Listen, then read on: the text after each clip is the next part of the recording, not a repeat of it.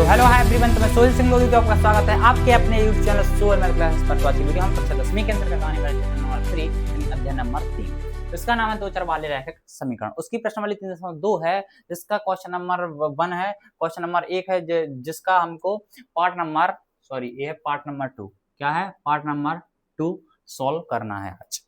इसे हम बड़े आसान तरीके से सॉल्व करेंगे, इसलिए आप बने रहें वीडियो में अंत तक। ठीक है, तो इसके पहले के जो वीडियोस हैं उन्हें आप जाकर जरूर देखें, आपके लिए चैनल पे मिल जाएंगे। ठीक है, तो अब हम सबसे पहले इसको सॉल्व करने के लिए क्या करते हैं। सबसे पहले इसका क्वेश्चन क्या है? इसका क्वेश्चन है कि निम्न मतलब प्रतिस्थापन विधि द्वारा निम्न रैखिक समीकरण युग्म को प्रतिस्थापन विधि द्वारा सॉल्व करना है। ठीक है, प्रतिस्थापन विधि के लिए सबसे पहले हम करते क्या है, तो सबसे पहले सॉल्व करने के लिए पहले लिखते हैं हम जो दिया है। क्या करते हैं? जो दिया है हमको, दिया है क्या दिया है हमको? सबसे पहले समीकरण युग्म दिए हैं s माइनस टी इक्वल में 3, इसे मान लेंगे समीकरण 1। और दूसरा दिया है s upon 3 plus T upon 2 equal में 6। सबसे पहले इसे हम इस टाइप का लाएंगे, नॉर्मल में लेकर आएंगे। ठीक है, टी को अच्छा बना देते हैं ऐसा। ठीक है, सबसे पहले इसको नॉर्मल समीकरण के रूप में लाएंगे, जो भिन्न के रूप में है उसे हम नॉर्मल लेके आएंगे। ठीक है, उसके लिए क्या करेंगे, हम सबसे पहले एलसीएम लेंगे इन दोनों का एलसीएम आ जाएगा 6। तो इसका यहाँ गुणा कर देंगे, इसका यहाँ गुणा देंगे। क्यों करेंगे गुणा? क्योंकि हमने देखा कि इनका गुणा करके हमको ये प्राप्त हो रहा है 6। ठीक है, इसलिए हमको इसका यहाँ कर दे रहा है, तो 2 का एस में करेंगे 2s हो जाएगा, यानी 2s हो जाएगा। और 3 का हम टी में करेंगे तो 3t हो जाएगा, इक्वल में 6 हो जाएगा। ठीक है, अब हम क्या करेंगे, जो यह भाग में है, जो डिवाइड में 6 है, यहाँ पे कहाँ चले जाए, बराबर के साथ चलेगा मल्टीप्लाई में। कहाँ में चले जाएगा? मल्टीप्लाई में। ठीक है, मल्टीप्लाई में जाएगा यानी 6 इंटू 6। ठीक है, यहाँ पे क्या जाएगा 2s प्लस 3t इक्वल में 6 इंटू 6 यानी 36। ठीक है, इसे मान लेंगे समीकरण नंबर 2। क्या मान लेंगे? समीकरण 2। अब हम लिखेंगे ज्ञात करना इसमें जरूरी नहीं है लिखना, तो ज्ञात क्या करना, हमको x और y के मान ज्ञात करने हैं बस।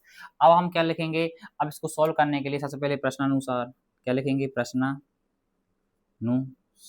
ठीक है, अब हम लेंगे सबसे पहले क्या है, प्रतिस्थापन विधि में मैंने एक स्ट्रक्चर दिया हुआ, आपको पिछली वीडियो में बताया हुआ है कि सबसे पहले हम समीकरण 1 लेते हैं। समीकरण 1 से हम x का मान निकालते हैं। क्या निकालते हैं? x को बस एक साइड रखते हैं और बाकी को हम दूसरी साइड ट्रांसफर कर देते हैं बराबर के। ठीक है, इस x वाला जो x का मान निकालते हैं उसे मान लेते हैं हम समीकरण नंबर 3।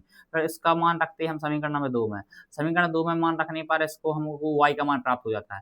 फिर y का मान रख देंगे हम समीकरण नंबर 3 में। क्या में रख देंगे? समीकरण नंबर 3 में, तो हमको x और y दोनों के मान प्राप्त हो जाते हैं। इस स्ट्रक्चर को आप याद रखें, प्रतिस्थापन विधि आपको बड़े आसान तरीके से सीखनी है तो।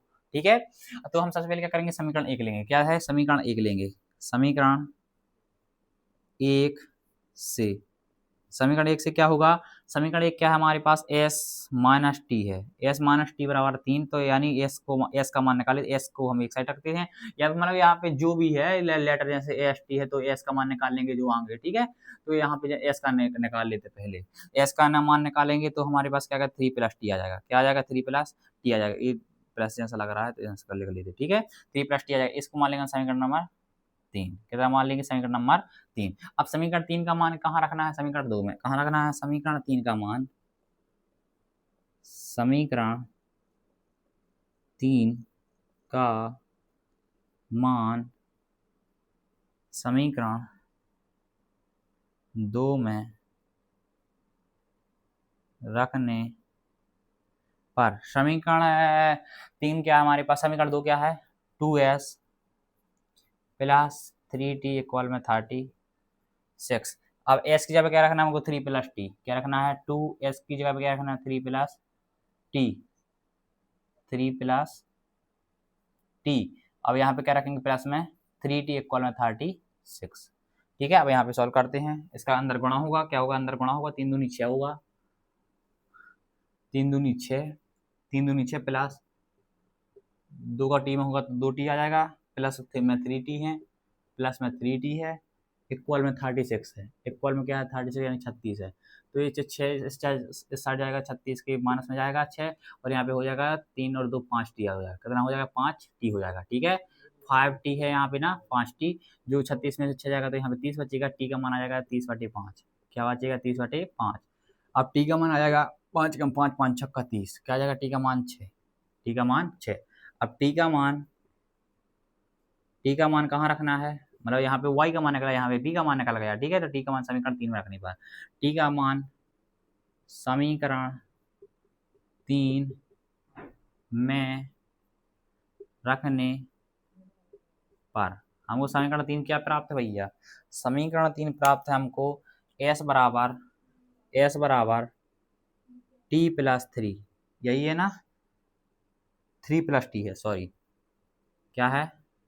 3 प्लस टी। एस का मान क्या आएगा? 3 प्लस टी का मान है हमारे पास 6, ठीक है। एस का मान आ जाएगा हमको 9, कितना आ जाएगा? 9, ठीक है।